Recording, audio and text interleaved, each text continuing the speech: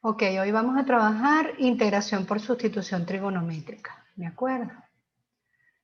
¿Qué es lo que tenemos previsto en esta sesión? Pues como siempre les voy a presentar el objetivo que tenemos previsto. Vamos a hablar de las funciones inversas trigonométricas, que ya han debido irlas estudiando. Integrales que se resuelven por sustituciones trigonométricas, de qué va ese método y, bueno, algunos ejemplos, ¿ok?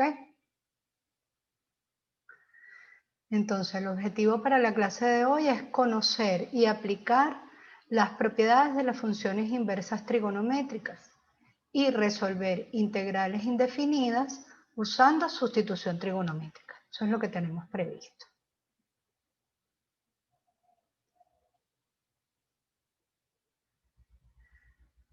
Lo primero es sobre las funciones inversas trigonométricas o trigonométricas inversas, qué es lo que ustedes deben saber, ¿ok? Deben conocer las ecuaciones, ellas tienen varias formas de ecuación explícita, tienen dos formas de ecuación explícita y tienen una forma de ecuación implícita, cuál es el gráfico, cuál es el dominio y el rango, la derivada y la integral inmediata que se obtiene de la derivada. ¿Okay? Estos son los 5 aspectos que ustedes deben conocer de las 6 funciones trigonométricas inversas. ¿Por qué son 6?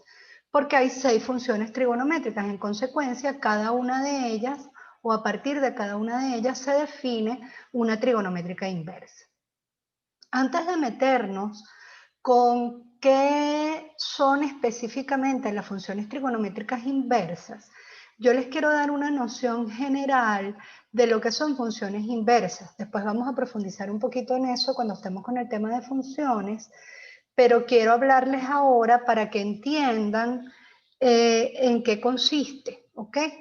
En esta clase de hoy yo les voy a presentar estos 5 datos para una sola función inversa trigonométrica, porque sería muy monótono que yo estuviera aquí una hora hablando de, mira, este es el dominio, este es el rango. O sea, yo les presento una para que ustedes entiendan qué es lo que ustedes deben resumir.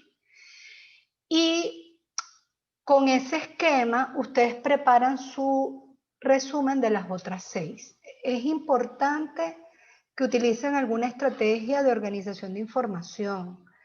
Hagan un cuadro, o hagan una hoja. Yo tuve una alumna, esto funciona muy, muy bien.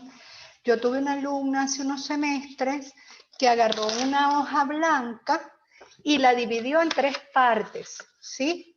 3 partes iguales. Entonces, en cada pedazo, ella tenía esos 5 puntos de cada una de las funciones. Aquí la inversa del seno, la inversa del coseno, y cuando lo volteaba tenía las otras 3.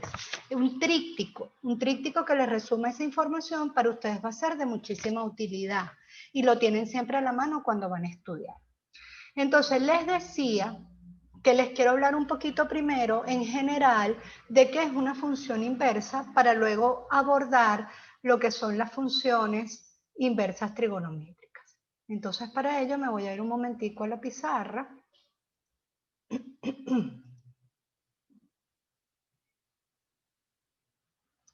Y vamos a hablar de qué es eso de la función inversa en general.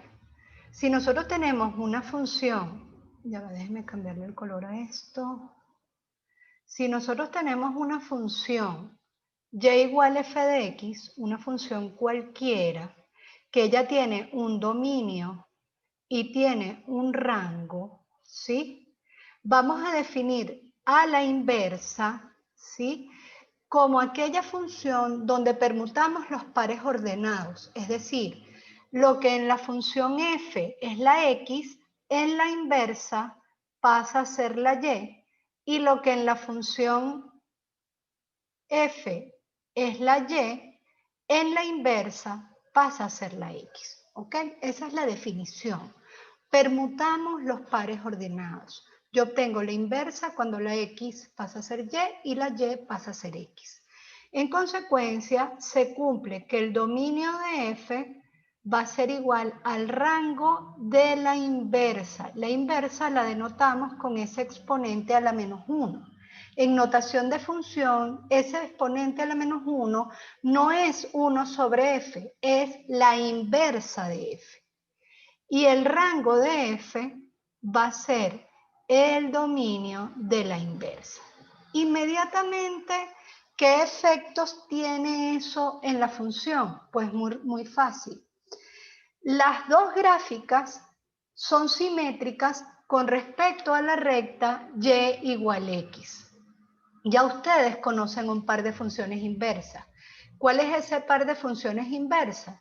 Por ejemplo, la función logaritmo y la función exponencial. ¿Sí?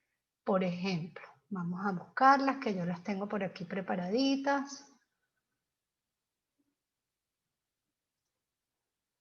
Fíjense que las tenemos aquí. Por favor, me dicen, deberían estar todos viéndola.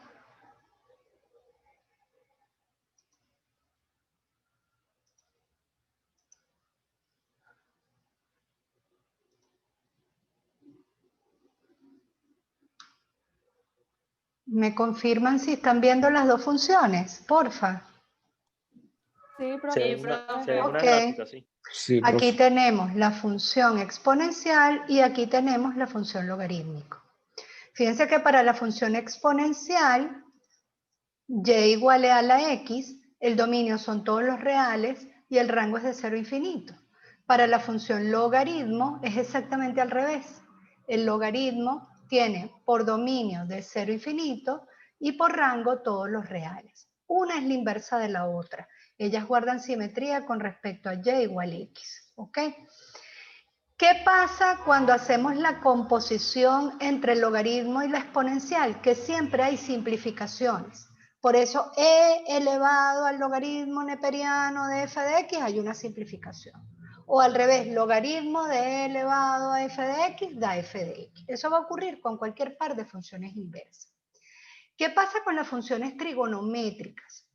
Que las funciones trigonométricas, como ellas tienen cambio en el crecimiento, ellas crecen, decrecen, crecen, decrecen, cuando la invertimos, la inversa no es función.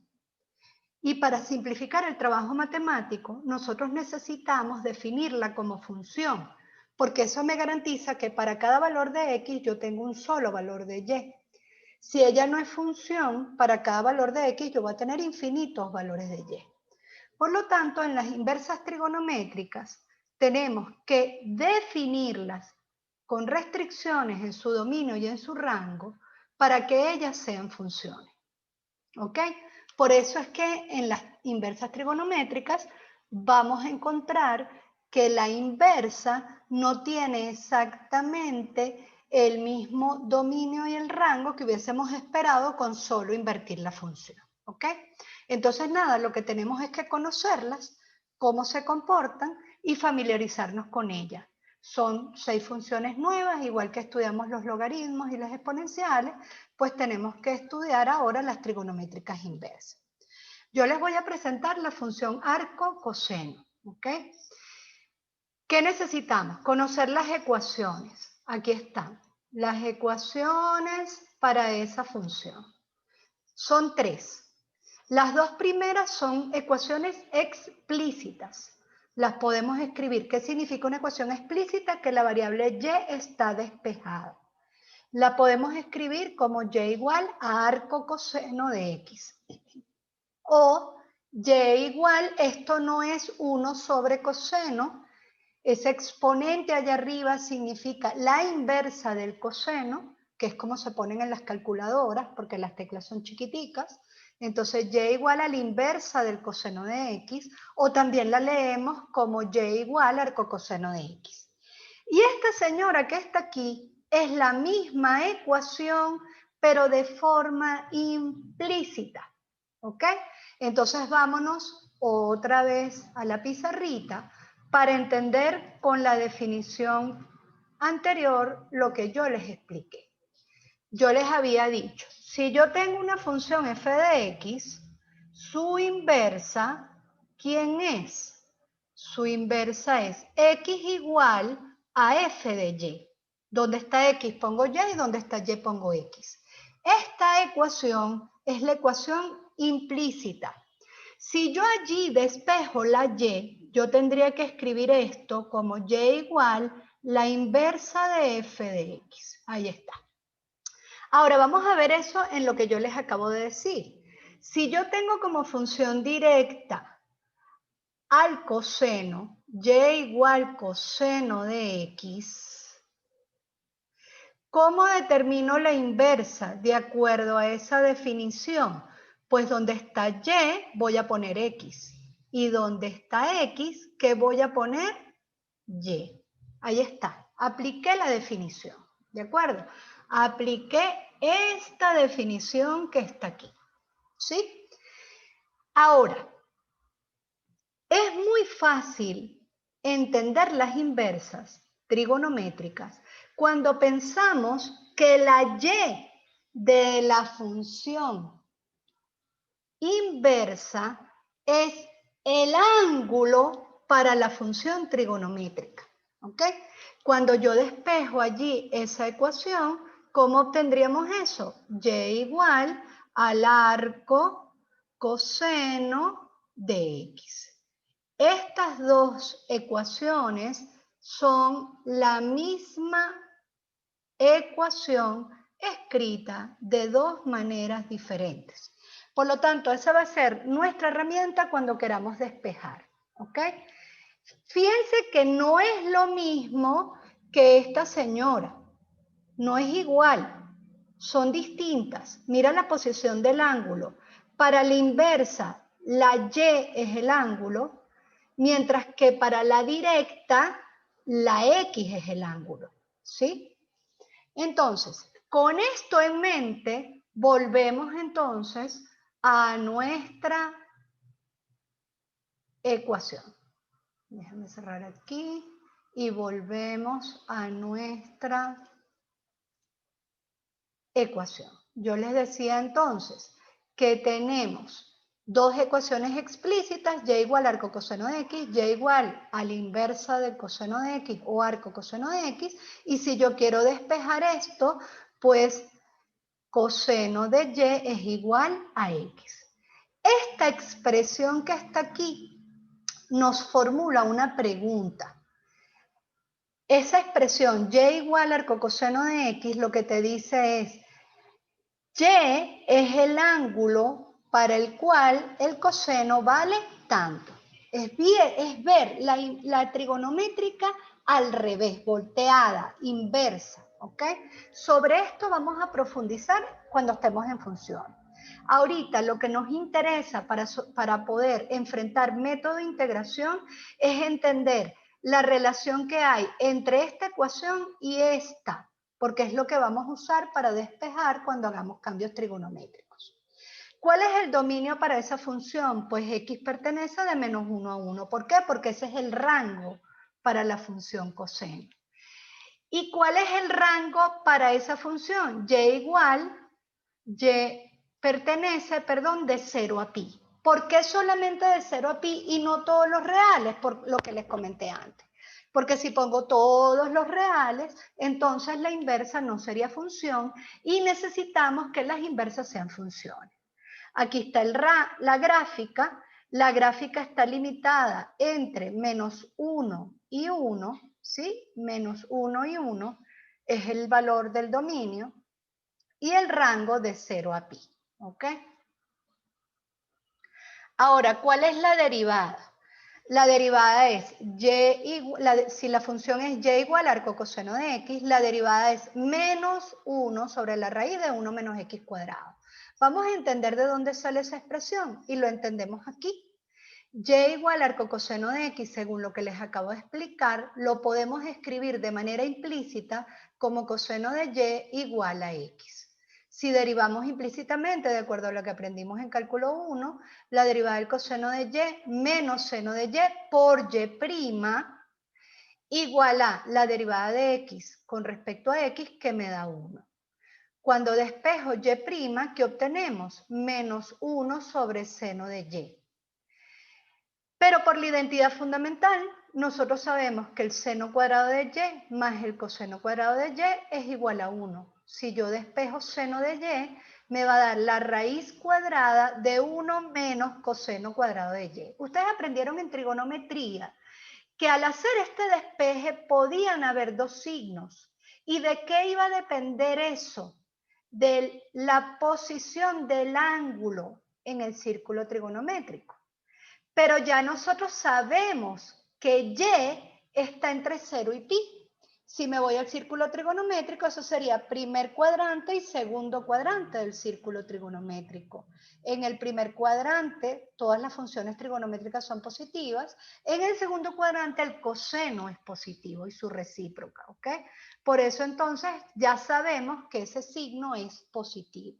Y esta es una de las situaciones que más agradecemos de que las inversas trigonométricas sean funciones, porque como conocemos su rango, podemos predecir cuál es el comportamiento en el momento de un despeje, qué signo se le va a atribuir a esa expresión. Entonces, como el coseno de y es x, sustituimos. Donde tengo coseno de y pongo x y obtengo la fórmula derivada. Ahora lo que tenemos es que aprendernos una nueva derivada. Cuando yo derivo arcocoseno de x, pues es menos 1 sobre la raíz de 1 menos x cuadrado. Y si la función es compuesta, como en cálculo 1, igualito, aplicamos la regla de la cadena. ¿Qué nos dice la regla de la cadena? Vas a derivar la función externa manteniendo la interna igual y vas a multiplicar por la derivada de la interna. Por lo tanto, siguiendo esa regla, mantengo el menos, sería 1 sobre la raíz de 1 menos, aquí no puedo poner x, tengo que poner el argumento, y el argumento es f de x, sería f de x al cuadrado por la derivada de f de x. ¿Ok? Sería la forma de derivar. No es nuevo esto. Lo que es nuevo es la fórmula de derivada porque estamos conociendo una nueva función. Pero la regla de la cadena es la misma que hemos aplicado en cálculo 1. A partir de esa derivada, pues obtenemos entonces una integral. La integral de 1 sobre la raíz de 1 menos x cuadrado diferencial de x me va a dar menos arco coseno de x más c1 o arco seno de x más c2. La única diferencia entre la derivada del arco coseno de x y el arco seno de x es un signo. Y eso les va a pasar con las otras 4 funciones. La única diferencia va a ser un signo. ¿Ok? Ahora, con esto vamos a resolver esta integral. ¿Qué hacemos para resolver esta integral? Pues la integral de la secante cuadrado de x diferencial de x sobre 4 menos 1 tangente cuadrado de x. Fíjense que la integral tiene en la cantidad subradical un 1. Entonces yo voy a trabajar algebraicamente esa cantidad subradical para obtener un 1. Saco factor común 4. Al sacar factor común 4 sale de la raíz como 2. Pero está en el denominador, por lo tanto es un medio que multiplica la integral de la secante al cuadrado de x diferencial de x sobre la raíz de 1 menos tangente al cuadrado de x. ¿Ok? Fíjense que esto es una expresión que la podemos escribir como tangente de x sobre 2 al cuadrado. Por lo tanto, se convierte en un medio de la integral de secante cuadrado de x sobre la raíz de 1 menos tangente de x sobre 2 al cuadrado. Fíjense en esta estructura se parece a esta. Y observo que la derivada de la tangente es secante cuadrado. Por lo tanto, esta es una integral que yo puedo resolver por el cambio de variable simple. Lo podíamos haber resuelto con lo que aprendimos, lo podemos resolver, mejor dicho, con lo que aprendimos la semana pasada. ¿Qué cambio hacemos? Tangente de x sobre 2 igual a u. Por lo tanto, cuando derivamos, eso se convierte en secante cuadrado de x diferencial de x igual a 2 de u, y eso lo sustituimos en nuestra integral. Y que obtuvimos una integral inmediata. Esta integral que tenemos aquí se puede transformar en la integral del arco coseno o del arco seno con ese cambio simple. Entonces el resultado sería, al sustituir, nos da du sobre la integral de du sobre la raíz de 1 menos u cuadrado, que es igual al arco seno de u más c. Yo puedo poner cualquiera de los dos, menos arco coseno de u más c o coseno de u más c. Acuérdense que basta con encontrar una antiderivada, ¿ok? Y cualquiera de las dos son válidas. Y luego devolvemos el cambio, pues ¿quién es u? U es tangente de x sobre 2. Entonces esto se convierte en arco seno de tangente de x sobre 2 más c. ¿Qué les estoy mostrando con este ejemplo? Que ahora se nos agregan a nuestra lista de integrales inmediatas 3 integrales más que podemos utilizarlas para resolver algunas integrales haciendo cambio de variable simple. ¿Ok? Esto es consecuencia de la derivada de la inversa trigonométrica. Tenemos 2 Profe, minutos. ¿Hay alguna pregunta antes de irnos a la siguiente sesión? profe, con el resultado de arcoseno de U más C, usted dijo que podía ser o negativo o positivo, ¿es diferente? No, no. O pones menos arco coseno de U o pones más arco seno de U. O sea, o esta respuesta o esta. Si lo pones con el menos, aquí no puede ir seno, ahí tiene que ir coseno, arco coseno. Porque la única diferencia entre las dos derivadas es el signo. Cuando tú derivas arco coseno de x, te va a dar menos 1 sobre la raíz de 1 menos x cuadrado. Pero cuando derivas arco seno de x, ese signo no está y te va a dar 1 sobre la raíz de 1 menos x cuadrado. ¿Ok? Entonces, Ok, profe. cuando lo pones negativo, aquí va arco coseno. ¿Alguna otra pregunta? Profe, ¿aló? ¿Se escucha? Sí, te escucho.